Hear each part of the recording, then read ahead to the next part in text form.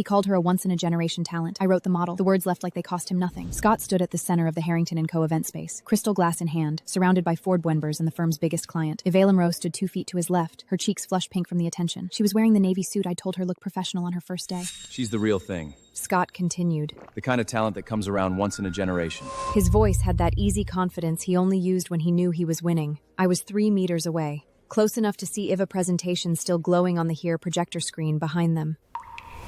My presentation. Page 14. The revenue projection I'd rebuilt from scratch last Tuesday at 3 a.m. Page 17. The competitor analysis I'd fact-checked while he slept. The forwarding I'd fixed. The formulas I'd corrected. The conclusion I'd written in the margin of his printed draft. This is the one. Lead with this.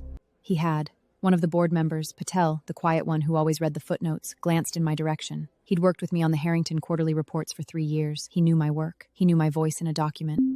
I didn't realize Yvel built that model. Patel said, his tone carefully neutral. Scott didn't miss a beat. She's been killing herself on it for weeks. That's the kind of dedication I want leading our analyst team next year. Leading the analyst team. I looked down at the glass in my hand. Macallan 18. Neat. Scott's drink. Hold this. I'll be right back. He'd handed it to me 40 minutes ago when Patel had cornered him about the Henderson account. He hadn't been right back. I was still holding his drink. Yvette caught my eye from across the circle. Her lips curved, not quite a smile, not quite anything you could call out, just a tiny private adjustment of her expression that said, "You hear that?" I heard it. The projector screen flickered. Page 22, Y. Monroe. She hadn't even changed the font. My phone buzzed in my clutch. A calendar reminder. I didn't need to look. I knew what it was. 7 years. The terrace door was heavy. I pushed it open with my shoulder and stepped into the October air. Behind me, the party hummed on. Someone laughed. Glasses clanked. Yadette's voice carried through the glass. I walked to the railing, set Scott's Macallan down on the stone ledge. My hand was steady.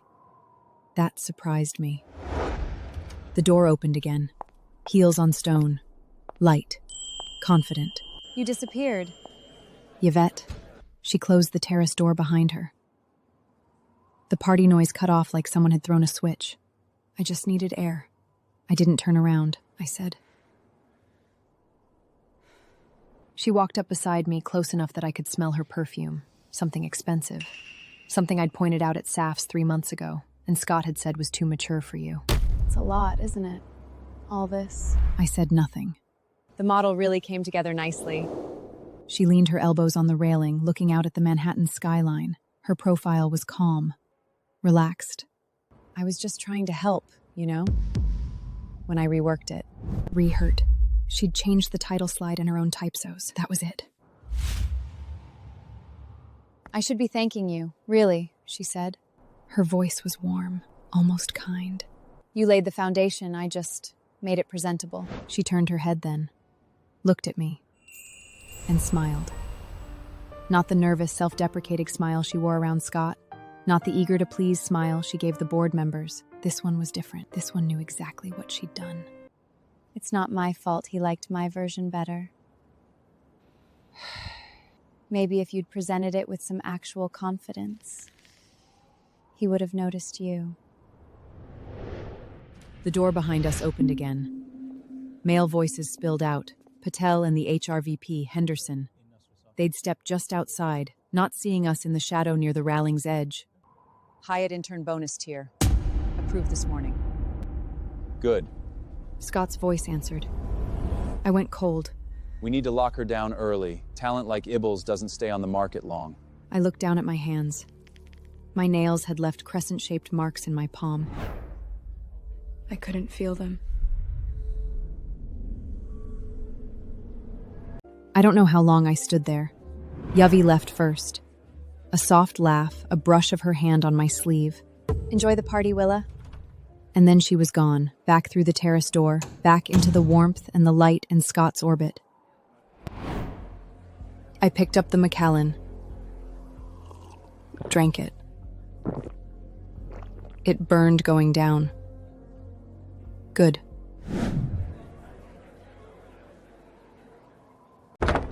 When I walked back inside, the room had shifted.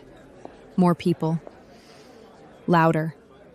Scott was near the bar now, deep in conversation with two clients I recognized from the quarterly reviews. Chen, Matsumoto. Both had sent me thank you emails after I'd fixed errors in their contracts last year. Chen saw me first, smiled. And you must be... Willa.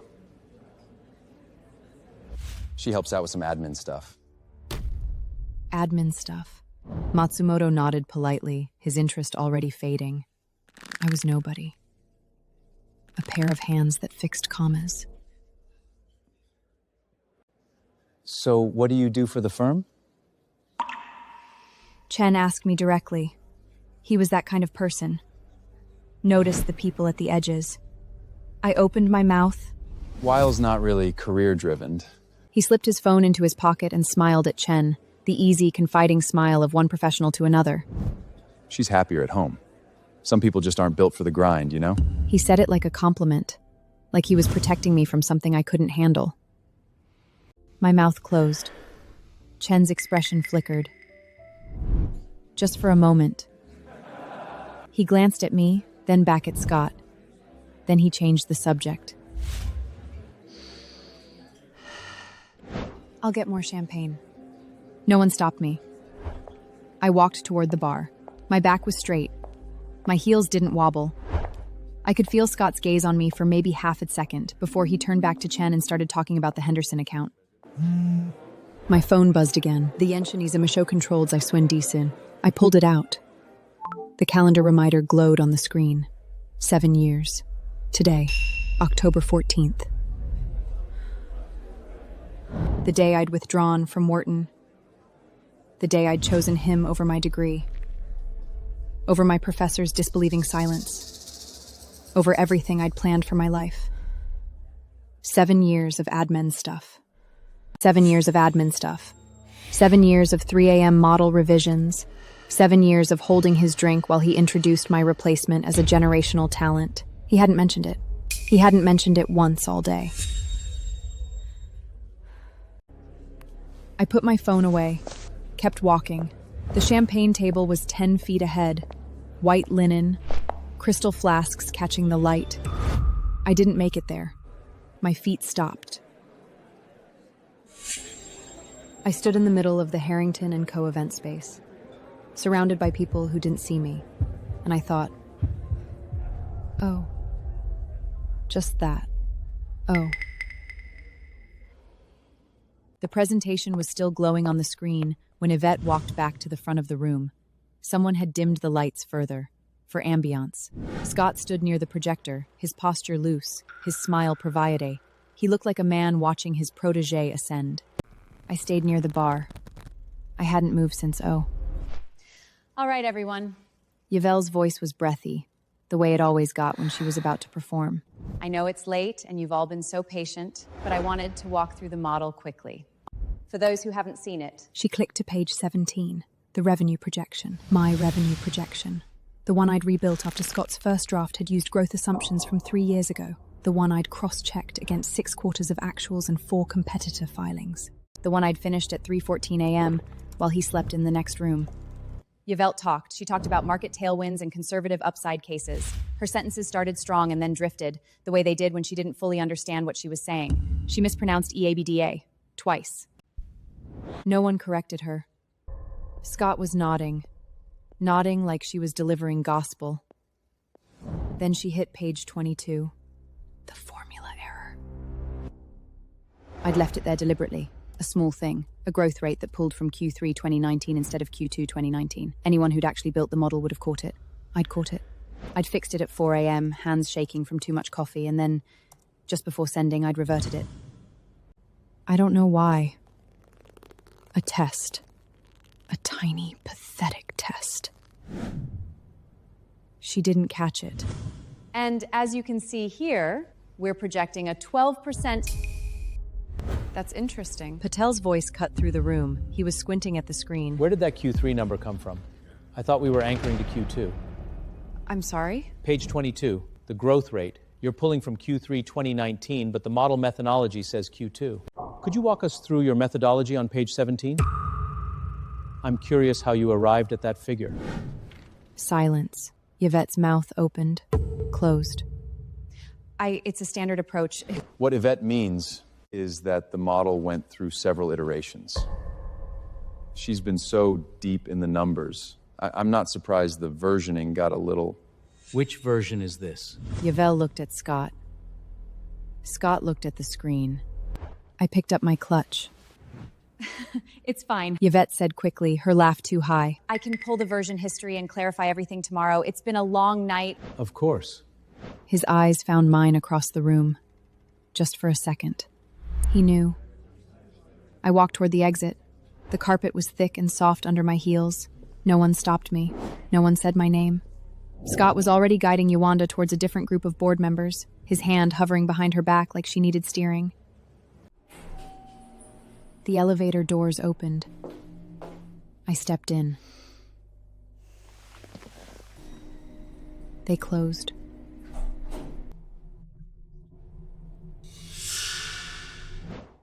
The lobby was marble and cold. The revolving door pushed me out into October air that smelled like exhaust and roasted nuts from a street cart. A taxi pulled up. I got in. Where to? The driver asked. I gave him the address.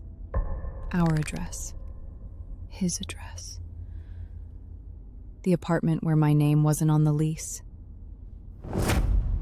The taxi pulled away from the curb. I looked out the window. My hands started to shake.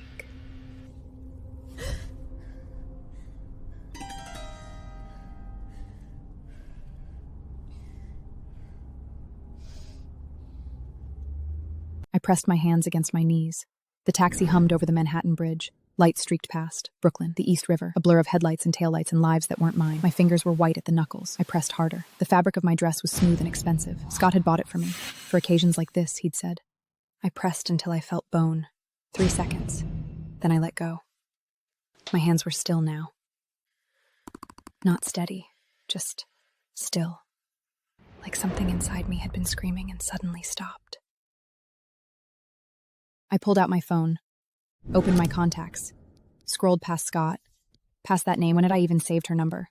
Past colleagues, past clients, past everyone I'd collected in 7 years of being Willa who helps with admin stuff.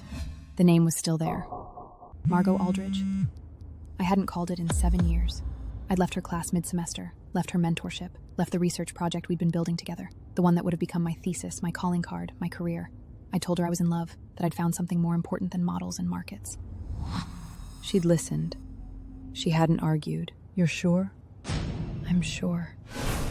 She'd nodded once. Then I hope he deserves you. He hadn't. I pressed call. The line rang. Once. Twice. I looked out the window at the water. The lights of Manhattan were receding in the side mirror. Brooklyn was getting closer. Our apartment. His apartment. The place where I'd lived for 7 years without my name on anything. Hello? Her voice was exactly the same. Dry. Direct. Unhurried. Professor Aldridge. My voice didn't shake. It's Willa Hayes. A pause. Not surprise. Margot Aldridge didn't do surprise. She did recalibration. 7 years. Another pause. I heard a keyboard stop clicking, a chair creak. She was giving me her full attention. Tell me what you need. The taxi hit a pothole. My body jolted. My voice didn't. I need to come back, I said.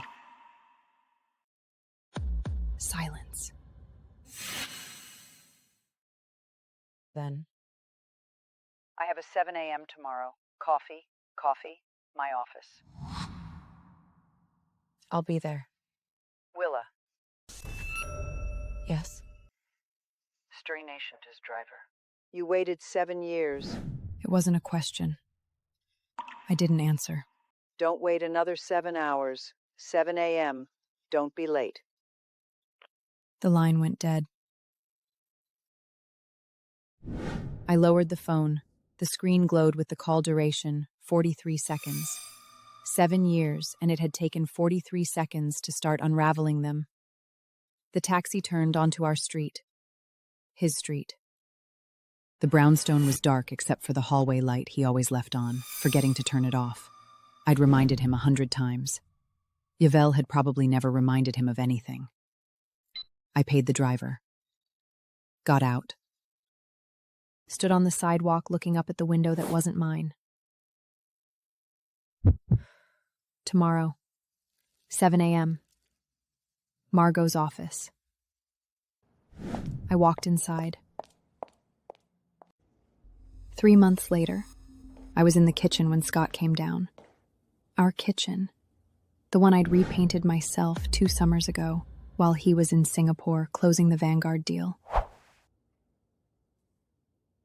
Eggshell white, the can had said. It had taken 4 coats. He was already on a call. He was always already on a call.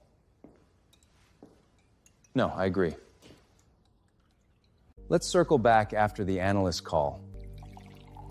Yvel's got the deck almost ready. Pause. A laugh. No, she's the real deal. I'm telling you. I poured coffee into a travel mug. His mug, the one with the Harrington & Co. logo that he never washed properly. There was still a ring of old coffee inside from yesterday. He hung up, set his phone on the counter, looked at me. Can you fix this deck by tonight? The Henderson revisions? Yvette's been stamped with the shareholder presentation prep, and I need someone to clean up the formatting. Clean up the formatting. I had built the Henderson model from scratch. Every assumption, every sensitivity table, every footnote that Patel had praised in the last board meeting. No. Scott's hand stopped halfway to his coffee mug. What? No. I said it the same way I might have said it's raining or traffic was light. Flat, final, like a door closing. He blinked, recovered. Willie, come on. It's not a big ask. You're good at this stuff. This stuff. I'm busy. Busy with what? I didn't answer. He stared at me for a moment longer. Then he shook his head, grabbed his mug, and headed for the door. Fine. I'll ask Yvette to stay late. She won't complain. The door closed. I stood in the kid-shell white walls, the coffee ring in his mug, the calendar on the wall that still showed October because no one had flipped it to January. My phone buzzed.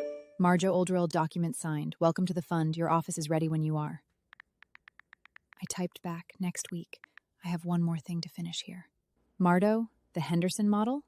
Me, among other things. I put the phone down, opened my laptop on the kitchen counter. The screen glowed with a spreadsheet, not the Henderson model, something else. A personal balance sheet. 7 years of trades executed in the margins of Scott's life. Quiet investments made while he slept. Compound growth. A number at the bottom that would have made his jaw drop. I closed the laptop. Upstairs, I could hear Scott on another call. Absolutely. Yvel's gonna knock this shareholder meeting out of the park. She's been preparing like crazy. I smiled. Not the smile I used to wear. The one that apologized for taking up space. A different one. The morning of the shareholder meeting, Scott left early. I heard him downstairs. The coffee maker beeping. No, she's ready. Your vet's been prepping all week. She'll handle the Q&A fine. The front door opened, closed. His car pulled away. Then silence. I lay in bed for another minute. The ceiling was still eggshell white. I'd painted it too. My phone buzzed. Car arriving 8:45. Wear the Nibby suit. I know. 7 years. Don't be late. I got up, showered, dressed. The Nibby suit fit like it had been made for me, because it had. For the boardroom, you'll want to look like you belong there. Margot's tailor had measured me 3 weeks ago in a midtown office that smelled like wool and old money. I did belong there. At 8:43, I walked out of the apartment. The October air was sharp. A black car idled at the curb. The driver opened the door, without asking my name. The ride to Midtown took 18 minutes. I watched the buildings get taller. Glass and steel and money. Scott's world. Soon to be mine. Margot's office was on the 47th floor of a building that made Harrington & Co. look like a regional bank. The elevator opened directly into her conference room. You're early. Traffic was light. She was standing by the window, coffee in hand, looking out at the park. She turned then, looked at me, really looked. You're ready. It wasn't a question. I've been ready for 7 years. She nodded once, walked to the table. Your show. I opened it. The acquisition agreement, Harrington & Co. The majority stake Marge's fund had quietly accumulated over the past 11 weeks. Scott's department, Scott's future, my signature line. I picked up the pen. One thing, when you walk in, don't explain, don't justify, state the facts and let them drown in them. I signed my name. The folder closed. Car's waiting downstairs. They're expecting the new majority shareholder representative at 9:30. She checked her watch. You'll be 5 minutes late. Good. The Harrington & Co. building looked smaller than I remembered. The lobby, the elevator, the 43rd floor.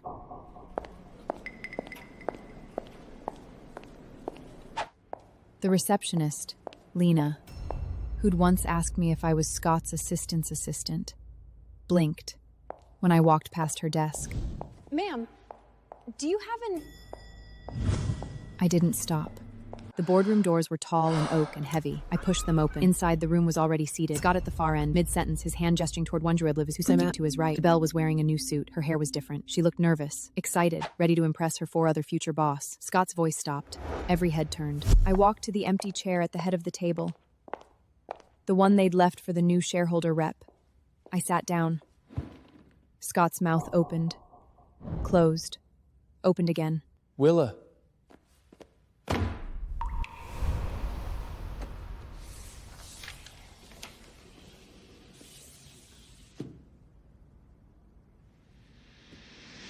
Congratulations on your promotion. I'm here to discuss your transition plan. The room didn't move. Scott stared at the paper in front of him, like it was written in a language he'd forgotten how to read. Yage's face had gone the color of the conference room walls, a pale, expensive gray. Patel was the only one who didn't look surprised. He looked satisfied. Willa. Scott's voice came out strangled. He cleared his throat. What is this? And I didn't smile. I didn't frown. I said it the way I might have said the meeting starts at 9. This is just, you can't just... He looked around the table, searching for allies. Henderson was studying his notebook. The other board members were very still. You don't have the authority to... I'm the representative for the fund that now holds 53% of Harrington & Cope's voting shares. I opened the folder, turned to the second page. Acquisition closed this morning. The board was notified at 8 a.m. You were copied, Scott. I assume you read the email. He hadn't. Of course he hadn't. He'd been too busy telling someone how brilliant Yvette was. Yvette's hand was gripping the arm of her chair. Her knuckles matched the walls.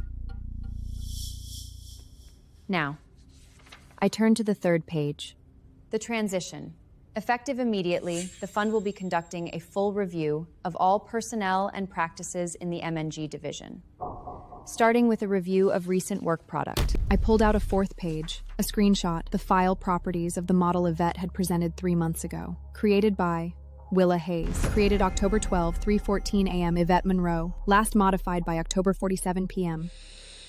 The modification was the title slide, and 3 typos she'd fixed, and the font change she'd made to put her name on it. I slid the page across the table. This is the model Ms. Monroe presented at Mr. Harrington's MD Celebrate she was praised for, the one that earned her the highest intern bonus tier and a recommendation for the analyst team lead position.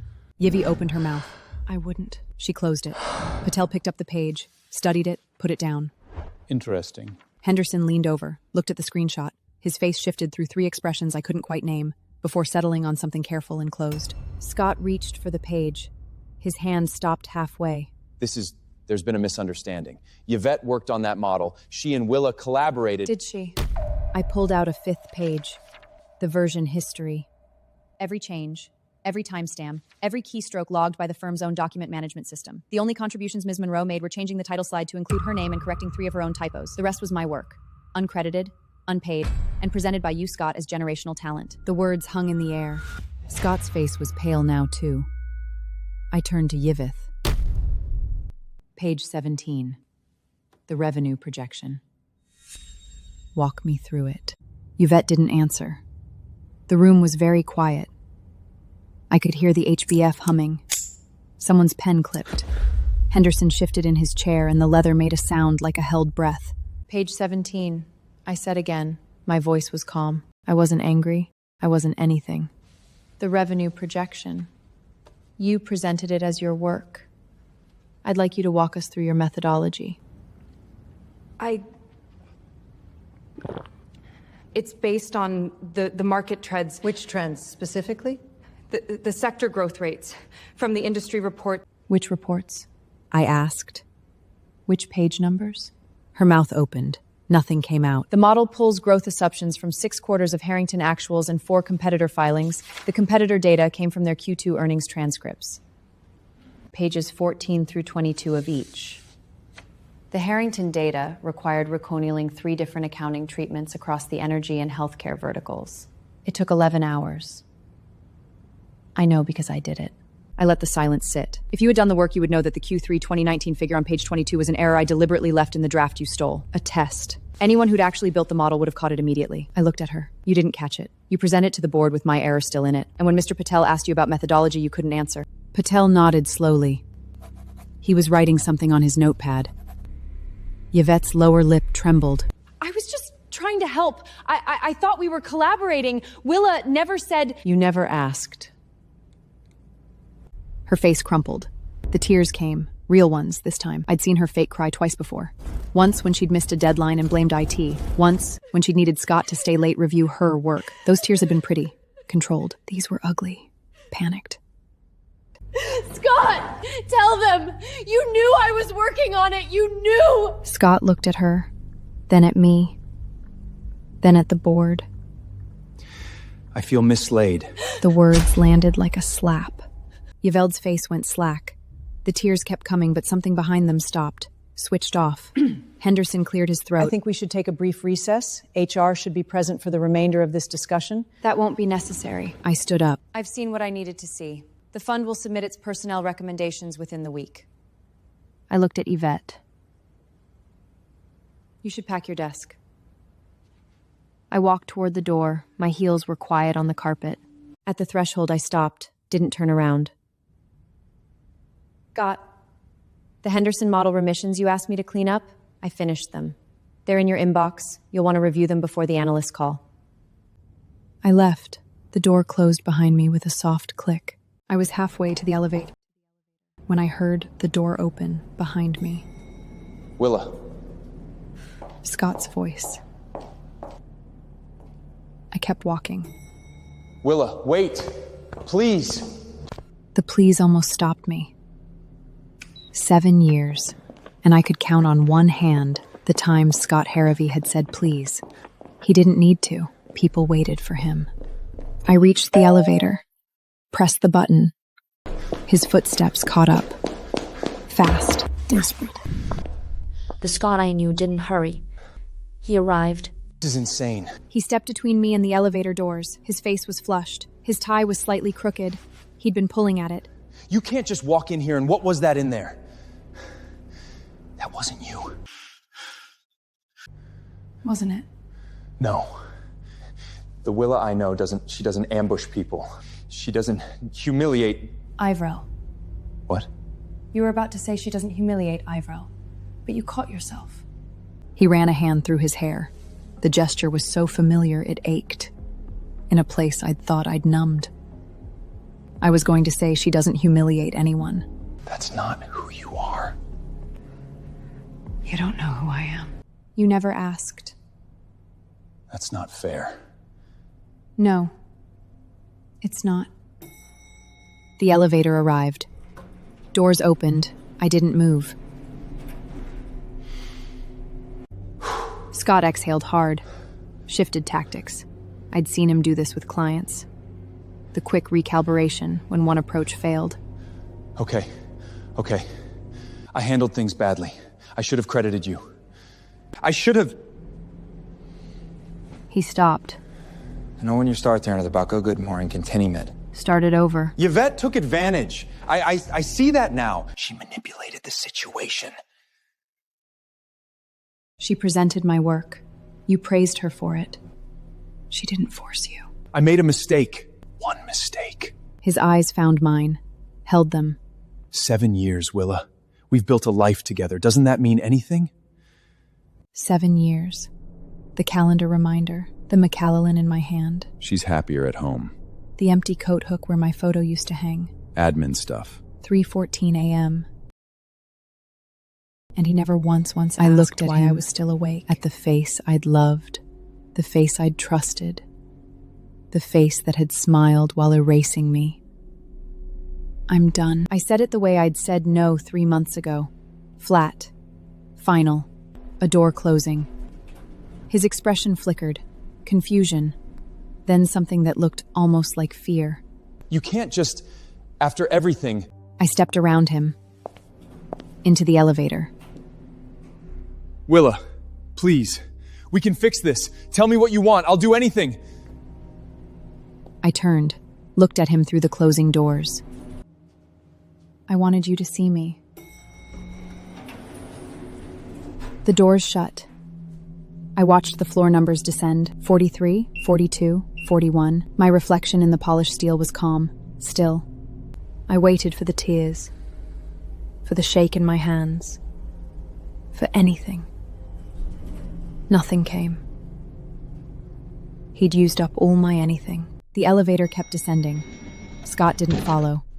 I stood in the polished steel box and watched the numbers change. 36, 35, 34. My reflection stared back at me. Same face, same hair, same navy suit that fit like armor. Everything was the same. Nothing was. The doors opened on the lobby. I walked through. Past Lena at reception, who didn't ask if I had an appointment this time. Past the security desk, where the guard who'd nodded at me for 7 years finally looked at my face instead of through it. The revolving door pushed me into October air. I stopped on the sidewalk. Manhattan streamed past, suits and phones and coffee cups and lives that had nothing to do with me. A cab honked, someone laughed. The city didn't care that I'd just ended a 7-year chapter of my life in under 7 minutes. My phone buzzed. Margot Aldridge, done? Me. Done. Brasse on 52nd, 12:30. We celebrate or we strategize. Your choice. I typed back. Both. The walk to 52nd took 15 minutes. I didn't hurry. The air was sharp and clean, and I breathed it in like I'd forgotten how. Every storefront looked different. Brighter. Like someone had turned up the saturation on the world. The brasserie was warm and smelled like butter and wine.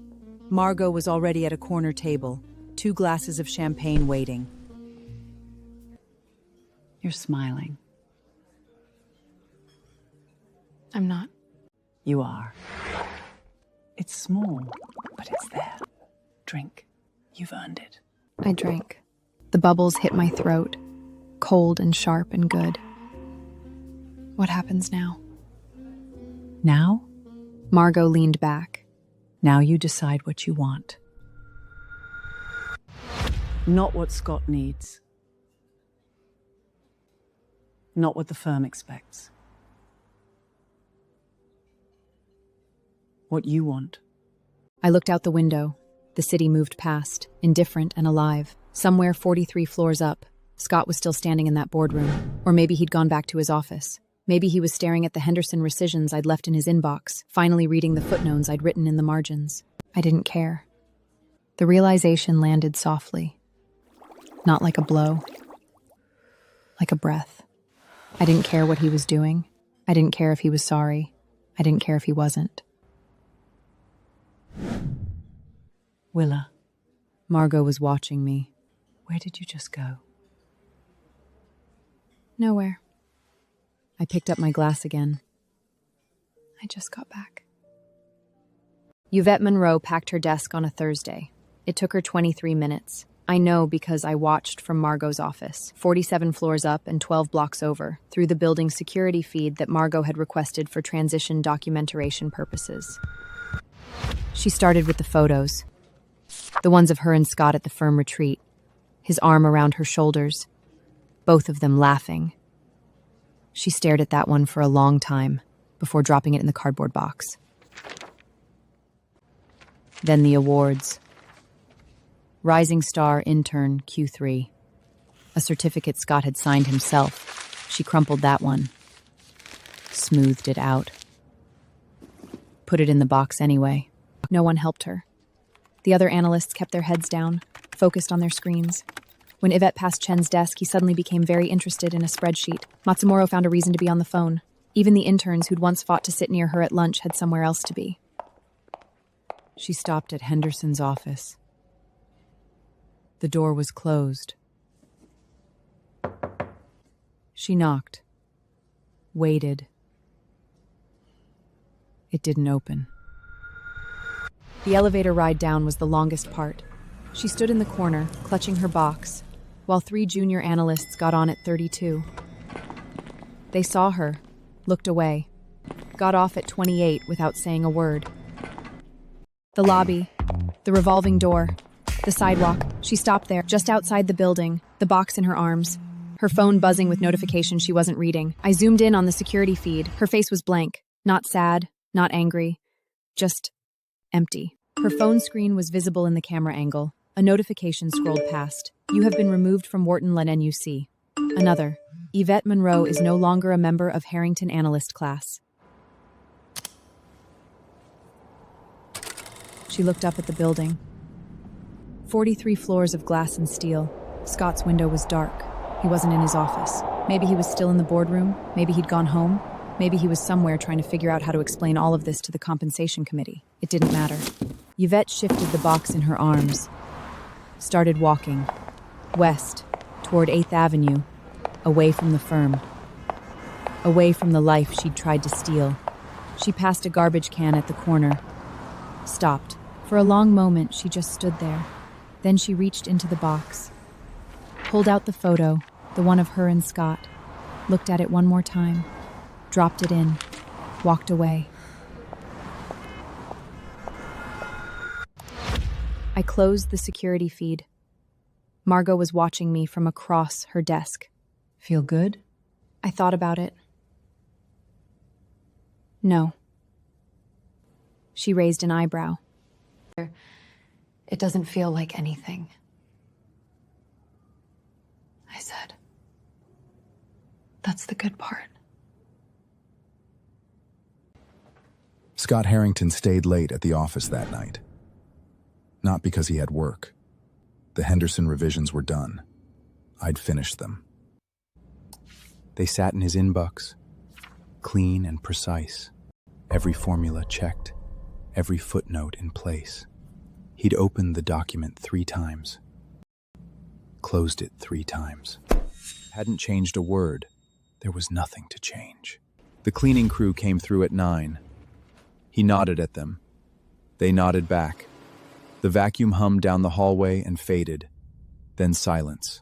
He sat at his desk. The view behind him was the same one he'd had for 4 years. Midtown spires, the distant glint of the East River, the sky going purple, then black. He'd once told me the view was why he took the job. Makes you feel like you've arrived, he'd said. I wondered how it felt now. His new assistant had left a folder on his desk, a contract summary for a deal closing next week. He flipped through it, stopped on a page. The margins were clean. No corrections, no questions, no small, precise handwriting pointing out a clause conflict on page 7. He turned the page anyway, as if the notes might appear if he looked long enough. They didn't. He closed the folder, opened his laptop. The Henderson's revisions glowed on the screen. He scrolled, slowly, past the revenue tables, past the sensitivity analysis, past the executive summary I'd rewritten because his version had burying the lead in paragraph 4. His cursor hovered over a comment I'd left in the margin. Confirmed with legal. Language fixed. WH. WH. Willa Hayes. I'd signed every comment I'd ever left him. 7 years of WH in the margins of his career. 7 years of small invisible proof that I'd been there. He stared at the initials. Then he closed the laptop, stood up, walked to the window. The city sprawled below him, millions of lights, millions of lives. Somewhere out there, I was living mine. Without him, without his coffee mug, without his calendar reminders, without his last-minute requests and his forgotten anniversaries and his "she's happier at home." He stood there for a long time. The cleaning crew finished. The floor went dark. Still he stood. At 11:47, his phone buzzed. A calendar reminder. Dinner with Willa, 7 p.m. He'd set it months ago. Forgotten to delete it. Forgotten to show up. He looked at the screen. His thumb hovered over dismiss. He didn't press it. He let it buzz until the screen went dark. Then he put the phone face down on the windowsill. The city kept glittering. The office kept being empty. And Scott Harrington stood in the dark, 43 floors up, finally seeing exactly what he'd thrown away. Saturday morning, October 14th. 1 year exactly. I woke up in a bed that was mine. In an apartment that was mine. The walls were the color I'd picked. A soft, warm white, not eggshell. The windows faced Central Park. The trees were turning. Red and gold and orange, blazing against the blue sky. I made coffee. Ground the beans myself. Poured it into a mug that didn't have anyone's logo on it. The laptop on my kitchen counter was open. A new model glowed on the screen. Quant strategies, factor rotation, risk parity adjustments. I'd been building it for weeks. Not because anyone asked, but because the problem was interesting. Because I wanted to see if I could solve it. I could. Margot Aldridge, brunch, 11? Me. See you at 11. I put the phone down. Took my coffee to the window. The park was full of people walking dogs, pushing strollers, living their ordinary Saturday lives. None of them knew who I was. None of them knew what I'd walked away from. I was just another woman in a window, holding a warm mug, watching October happen. It felt like enough. More than enough. My phone buzzed again. Not Margot. A news alert. Harrington & Co. announces Q3 results, below analyst expectations. I read the headline, waited for something to land. Satisfaction. Vindication. The warm glow of karma delivered. Nothing came.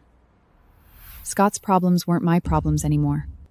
His quarterly results, his personnel reviews, his calendar reminders, and his cold coffee in his empty apartment, none of it was mine. I swiped the alert away. Opened my model instead. The numbers glowed on the screen. Clean. Elegant. A solution to a problem no one had asked me to solve. I'd done it anyway, because I wanted to. Because I could. I took a sip of coffee. It was still warm. The sun shifted. Light fell across my keyboard, across my hands, across the initials I'd typed at the top of the model, small and quiet in the corner, WH. I thought about 7 years ago, October 14th, the day I'd walked away from Wharton, from Margot, from everything I'd planned.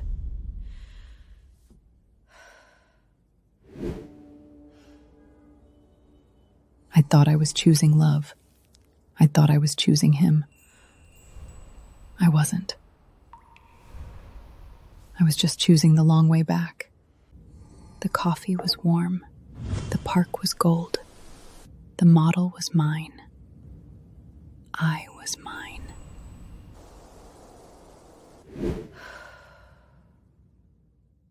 Outside, the city hummed. Inside, I was still.